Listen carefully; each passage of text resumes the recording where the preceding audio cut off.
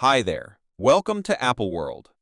I told Pup I don't allow men to take me out, sir. I'm great. We need to thank you. Come here. Don't sit on the bed at nothing. No homo, no, don't draw nearer to bed except for it's my sibling. For genuine, we used to really wrestle off of the ice drop since he used to constantly start off prior now. Most extravagant the world you what the puffed simply express out loud. Whatever happened was I'm following Puff. Following Puff and his gatherings resembled astounding. I know every one of the comics and entertainer mysteries who's gay.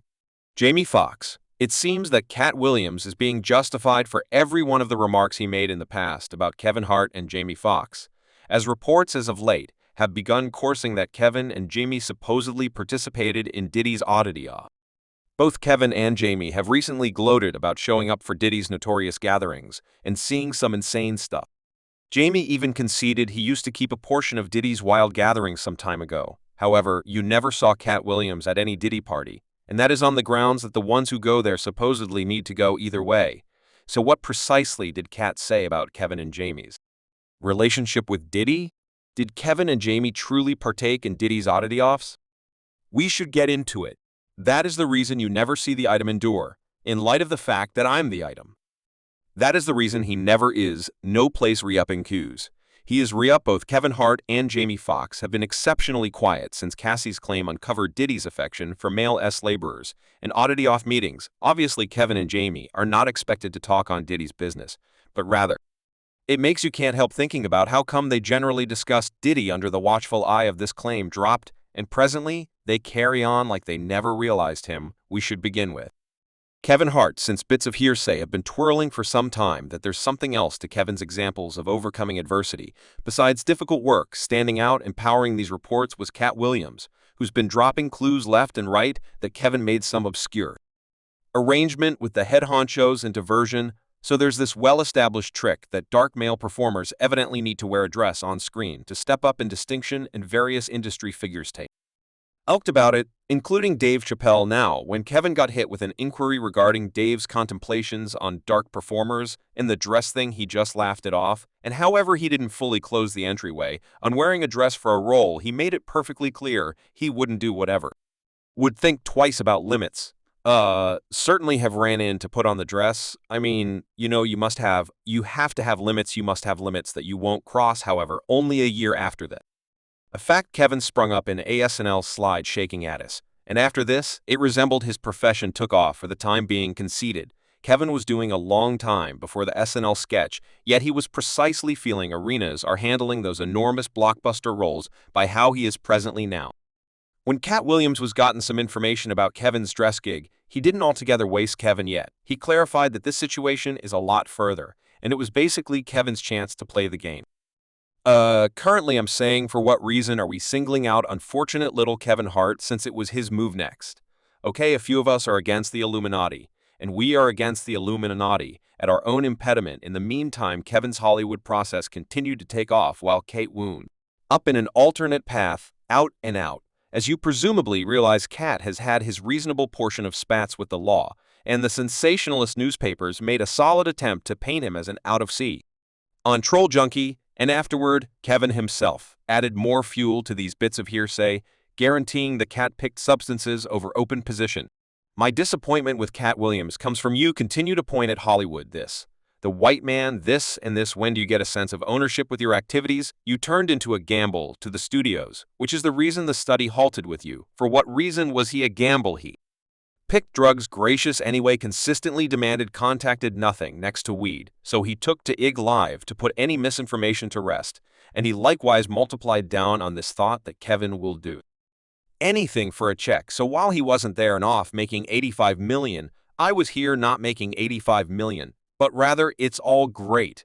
I wouldn't fret $1 million a month and keeping my spirit in the event that them part you don't hear. Only that is not all in light of the fact that one more meeting as of late re-emerged where Cat apparently kidded about turning down Diddy's proposal to take him out, and rumors from far and wide suggest that Kevin took up Diddy on that equivalent deal. I got told Puffy, I don't allow men to take me out, sir.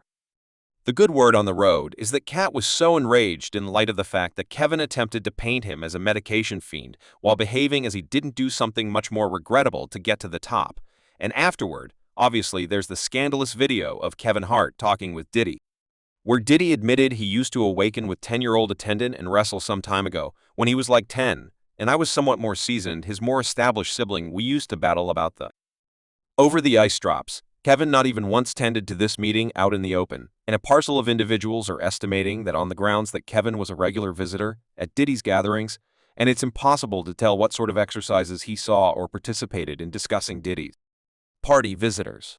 One more name that continues to spring up is Jamie Foxx. Jamie experienced a baffling health-related crisis recently and went through months of battling for his life. Reports began whirling that Diddy attempted to quieten him when Jamie was released. He shared an obscure Instagram post saying they killed this man named Jesus. How do you think they'll counterfeit your companion's love?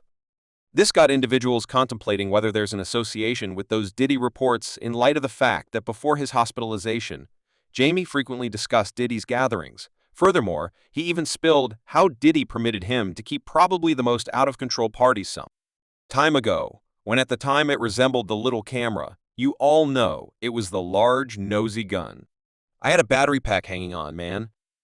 Let me change my pack, put my light on here, rehash that puff, and do that again.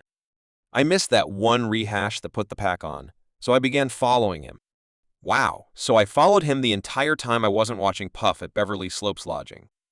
I'm shooting this, and it's a pool party that is ludicrous. Anyway, something that took all that hypothesis to something else altogether was Jamie saying Scratch Gun dozed on his sofa when he was only 13 years old. The Scratch Gun used to rest on my love seat. Get out of 13 years of age. This caused a commotion since it sounded a ton like Diddy and Usher's circumstances, and fans couldn't resist the opportunity to consider what's going on with these more seasoned industry men and little fellows resting at their homes in the meantime. Stepped associations back to when Katt Williams spilled the tea about Jamie evidently taking part in extramarital entanglements with his name, craftsman Marcus Anthony. Back in 2012, Katt was doing a stand-up thing in LA, and he went on this entire digression about knowing everyone's mysteries, particularly about the top dogs in the business who are on the DL. I know every one of the entertainers and mysteries who's gay. Jamie Foxx, he goes by Marcus Anthony. He's the main fella endorsed by Jamie Foxx. Look at it. And afterward, Twitter, the buddy requested that he check whether he didn't say, okay. The man let me know behind the stage at a show and let me know I could bring him in front of an audience and hair it out. When Marcus was subsequently given some information about these charges, he immediately excused it, but his nonverbal communication shouted nerves, and he attempted to play it off as he didn't have any idea who Katt Williams was. Katt Williams, the jokester, has been out on a visit, and I am not gay. We should simply state that Jamie Foxx is not gay right away. We have never had any sort of connection. Marcus reposted it and added a comment. Judas showed himself. Jamie Foxx knows them for what they are. This got fans turning speculations left and right and pointing fingers at, in all honesty, Diddy's site during Jim's medical clinic stay. Diddy offered no open, uplifting statements to Jamie or his family, so fans began saying Jimmy could have felt betrayed by Diddy in light of the fact that Jamie has been supposedly maintaining all of Diddy mysteries for quite a long time. And then, at that point, on top of all of this, a TikTok client as of late became a web sensation, guaranteeing that her mother, who was near Jamie some time ago, educated her regarding Jamie tossing these exposed ball games with Diddy and other industry men, and he used to have these things called bun-get-b-ball games.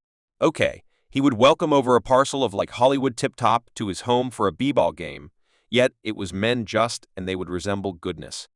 We're about to get exposed, and playing b-ball was like gracious.